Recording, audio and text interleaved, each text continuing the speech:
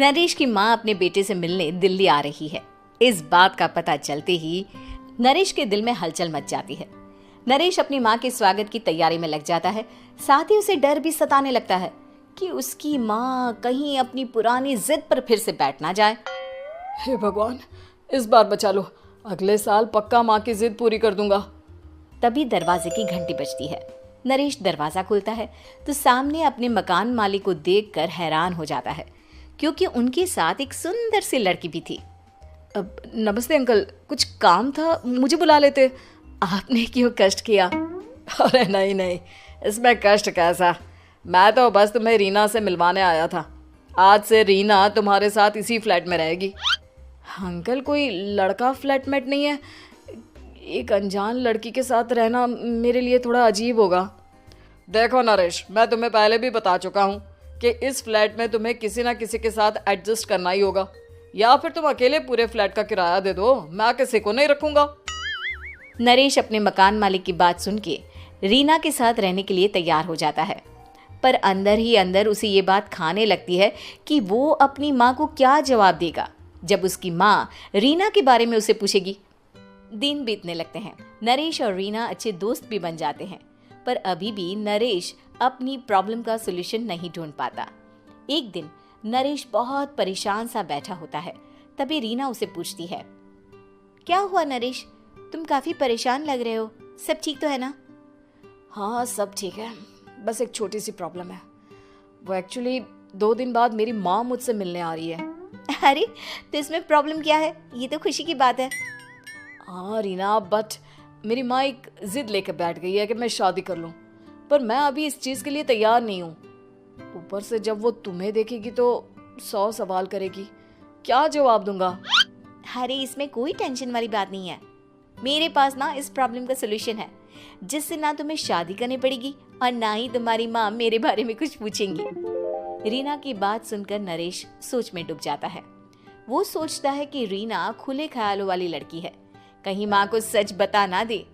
नरेश को सोच में डूबा देखकर रीना कहती है, अरे क्या हुआ, किस सोच में पड़ गए? डोंट वरी, जैसा तुम सोच रहे हो ना वैसे कुछ भी नहीं है, मेरे पास एक प्लान है। मैं कुछ समझ नहीं पा रहा हूँ, कैसा प्लान? मैं समझाती हूँ। हम ना एक कॉन्ट्रैक्ट मैरिज कर लेते हैं। फिलहाल मेरे पास जॉब नहीं है, तो तुम इस रूम का किराया दे देना जब तक तुम्हारी माँ यहाँ रहेंगी, सिर्फ तब तक। और तुम अपनी माँ से कह देना कि मैं तुम्हारी पत्नी हूँ, इससे वो मेरे यहाँ रहने पर कोई सवाल भी नहीं करेंगी। अरे बात तुम्हारी ठीक है, पर माँ से झूठ बोलना, ना ना बाबा, मैं ये रिस्क नहीं ले सकता। कोई और आइडिया दो ना तुम। देखो मंजूर हो तो बोलो, वरना सच बता दो, मुझे कोई प्रॉब्लम नहीं है। रीना की बात सुनकर नरेश सोच में डूब जाता है। बहुत सोचने के बाद जब उसे कोई रास्ता नहीं मिलता तो वो रीना के बताए हुए रास्ते पर चलने के लिए तैयार हो जाता है। वो रीना से बात करता है और अपनी माँ की पसंद और नापसंद के बारे में बताता है। रीना भी नरेश की सभी बातों को ध्यान से सुनती है ताकि कहीं उससे कोई गलती ना हो जाए। आखिर वो दिन भी आ जाता है जब नरेश की माँ उससे मिलने दिल्ली आ जाती है। नरेश अपनी माँ को फ्लैट पर लेकर जाता है। जैसे ही नरेश की माँ फ्लैट के अंदर जाती है, रीना उसके पैर छू लेती है।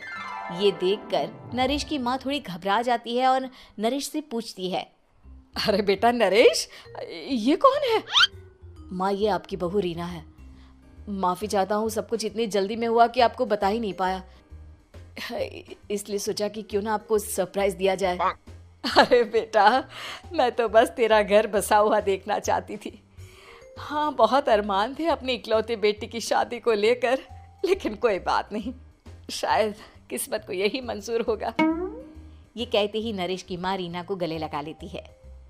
रीना बेटिया, मेरा बेटा ना थोड़ा नादान है, पर तुम काफ़ी समझदार लगती हो और मैं जानती हूँ कि तुम इसका बहुत अच्छे से ध्यान रखोगी। माँ आप चिंता मत कीजिए, मैं सब संभाल लूंगी। नरेश की माँ अपने बहू और बेटे के साथ खुशी खुशी रहने लगती है। दिन बीतने लगते हैं। नरेश की माँ और रीना का रिश्ता बहुत मजबूत होता चला जाता है। वो दोनों सारा दिन एक साथ रहती और खूब बातें करती। इधर साथ रहते रहते नरेश और रीना भी एक दूसरे से प्यार करने लगते हैं। दोनों को इस बात का एहसास हो जाता है, फिर भी वो इस बात को छुपा कर ही रखते हैं। एक दिन नरेश की माँ और रीना शादी के बारे में बात करने लगते हैं। रीना बिटिया, ये तो नरेश ने मुझे बिना बताए शादी कर ली, वरना मैं तो अपनी इकलौती बेटी की शादी इतनी धूमधाम से करती कि सारी दुनिया देखती रह जाती। अच्छा माँ, आप ऐसा भी क्या करती नरेश और मेरी शादी में जो दुनिया देखती रह जाती। अरे बिटिया, एक माँ के अरमान तुम अभी नहीं समझोगी। मैं तो अपनी बहू को एक रानी की तरह लेकर आती और शादी भी बिल्कुल शाही अंदाज में करती, पर मेरे तो सारे अरमान ऐसे ही रह गए। खैर, मुझे तो अपने बेटे और बहू की खुशी चाहिए बस। ये कहते हुए नरेश की माँ की आंखों में आंसू आ जाते हैं। रीना भी ये सुनकर ख्यालों में खो जाती है, क्योंकि वो भी मन ही मन खुद को नरेश की पत्नी और उसकी माँ की बहू मानने लगी थी। शाम को जब नरेश ऑफिस से घर आता है तो रीना खुद को रोक नहीं पाती और नरेश के सामने उसकी माँ को अपने और नरेश के रिश्ते का सारा सच बता देती है। रीना की बात सुनकर नरेश की माँ दोनों से बहुत नाराज हो जाती है और घर वापस जाने की बात करने लगती है। तुम दोनों ने मुझसे सच छुपाकर बहुत ठेस पहुंचाई है मुझे। अब तुम लोगों के साथ नहीं रहना चाहती मैं, कल ही वापस चली जाऊंगी अपने घर। माँ, मुझे माफ कर दो, ये सब मैंने रीना के कहने पर ही किया है, वरना मैं भी आपको कभी ठेस पहुंचाने के बारे में सोच भी नहीं सकता। हाँ माँ, हमने ये सिर्फ आपका दिल रखने के लिए किया, प्लीज हम दोनों को माफ कर दीजिए। तुम दोनों ने मेरे अरमानों के साथ खिलवाड़ किया है, और वैसे भी मुझे अपने बेटे के लिए एक अच्छी लड़की ढूंढनी है, इसलिए मेरा यहाँ से जाना ही बेहतर होगा। माँ की ये बात सुनकर रीना खुद को रोक नहीं पाती। माँ, क्या मैं आपके घर की बहू बनने लायक नहीं हूँ? रीना की बात सुनकर नरेश हैरान रह जाता है। नरेश की माँ भी कुछ समझ नहीं पाती। मैं कुछ समझी नहीं, आखिर तुम कहना क्या चाहती हो? माँ, मैं वो नरेश से बहुत प्यार करती हूँ और साथ ही साथ मैं आपको भी अपनी माँ मान बैठी हूँ। आज जब आपकी बातें सुनी तो खुद को रोक नहीं पाई, इसलिए सारा सच आपको बता दिया। रीना की बात सुनकर नरेश की माँ की आंखों में आंसू आ जाते हैं और वो अपने बेटे नरेश और रीना को गले लगा लेती है। मेरे घर की बहू तो सिर्फ रीना बिटिया ही बनेगी। मैं आज ही तुम दोनों की शादी की तारीख निकलवा दूंगी, बस एक बार तुम्हारे घर वाले मान जाए। उसी दिन रीना के माता पिता भी उनके फ्लैट पर आ जाते हैं। दोनों परिवार आपस में बैठकर बातें करते हैं और शादी के लिए राजी हो जाते हैं। रीना भी कॉन्ट्रैक्ट फाड़ देती है और कहती है, सही मायने में मैं अब बहू बनूंगी, अब तक तो सिर्फ कॉन्ट्रैक्ट वाली बहू थी।